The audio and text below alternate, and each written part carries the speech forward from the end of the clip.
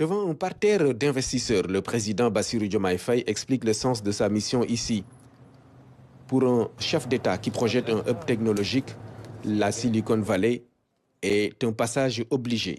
Ce qui symbolise aujourd'hui la liberté, c'est le progrès technologique que la Silicon Valley a offert au monde, à travers tout ce qui nous permet aujourd'hui de socialiser, de retrouver d'anciens amis, de discuter librement en ayant la certitude ou tout au moins la ferme confiance qu'on n'est pas épié dans ce qu'on est en train de faire.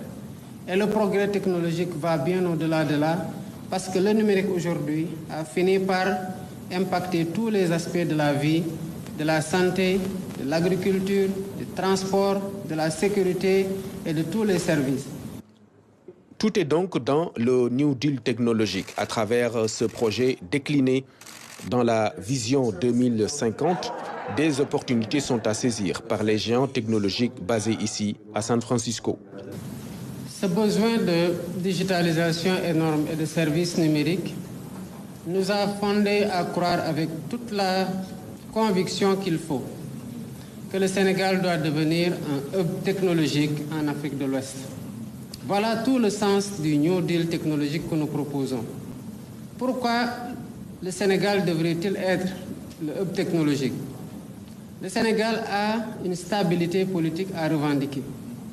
Le Sénégal a une réglementation qui permet aujourd'hui d'accueillir un investissement privé dans le cadre du numérique. Dans les 25 prochaines années, ceux qui auront 25 ans seront déjà nés alors qu'on avait déjà découvert l'intelligence artificielle. C'est des jeunes qui seront, quoi qu'il en soit, hyper connectés.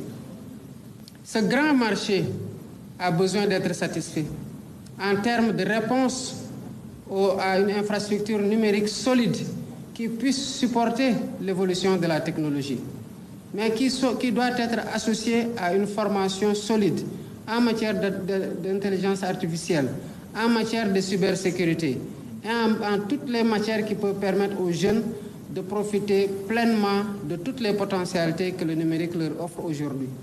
Mais le Sénégal a besoin d'infrastructures qui accueillent les chercheurs africains, comme de supercalculateurs puissants qui vont leur dispenser des demandes de visa difficiles sans lesquelles ils ne peuvent pas venir en Europe ou aux États-Unis pour faire leurs recherches. C'est un marché de chercheurs qui doit s'offrir à toute la sous-région, forte de 400 millions d'habitants et certainement de 800 à 1 milliard de personnes à l'horizon 2050. Le Sénégal regorge de talents dans le numérique. Certains ont d'ailleurs fait le déplacement.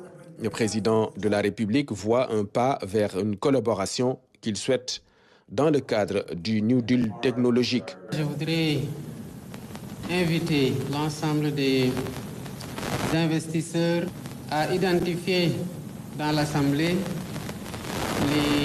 les jeunes Sénégalais et ceux qui sont un peu plus anciens, qui ont fait leurs preuves dans le secteur du numérique et qui m'ont accompagné dans cette délégation-là, car je suis persuadé que le partenariat avec ces jeunes qui font de formidables résultats dans le secteur du numérique, malgré des moyens limités, va marcher.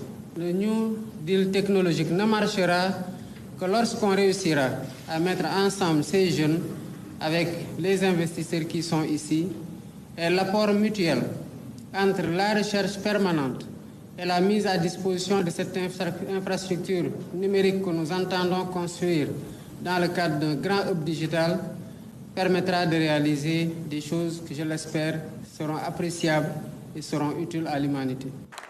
Visiter le Sénégal, c'est peut-être un retour aux sources pour certains. L'invitation du chef de l'État met également l'accent sur d'autres potentialités touristiques du Sénégal qui peuvent motiver davantage les investisseurs américains.